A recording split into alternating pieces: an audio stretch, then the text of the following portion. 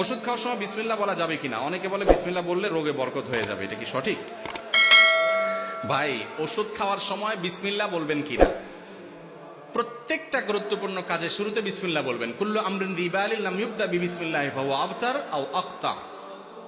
যে কোনো গুরুত্বপূর্ণ কাজ আল্লাহর নাম নিয়ে শুরু না করলে ওটা অপূর্ণাঙ্গ থাকবে। এই জন্য ওষুধ পান করা, ওষুধ সেবন করার সময় কি করবেন? বিসমিল্লাহ বলেই সেবন করবেন। বিসমিল্লাহ পড়লে রোগে বরকত হবে কেন? ওষুধে না বরকত হবে? আপনার নজর ওইদিকে গেছে কেন? বরকত হবে কিসে? ঔষধে। ঔষধে বরকত হওয়া মানে ওষুধে কল্যাণ হওয়া, ওষুধে কল্যাণ হওয়া মানে রোগ ভালো হওয়া, ওইটা আরো ভালো হবে। তো এই যে বিসমিল্লাহ বলা ঠিক না ওষুধ খাওয়ার সময়, এগুলো মুরব্বীরা একসময় বলতো, এগুলোর কোনো ভিত্তি নাই।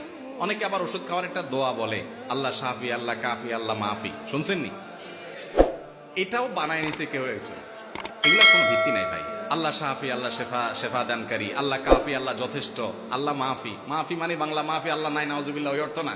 আল্লাহ মাফি মানে আল্লাহ মুআফিন থেকে, আল্লাহ মুআফিন আর কি। তো এই যে কথাগুলো বলা হয়, এই কথাগুলো আপনার বিশেষ করে এই দোয়াটা, এটা কোরআন হাদিসে আসে নাই। আপনি আল্লাহর নাম নিয়ে বিসমিল্লাহ বলে ওষুধ সেবন করে ফেলবেন, ইনশাআল্লাহ আল্লাহ তাআলা কি দিবেন? শেফা দান করবেন।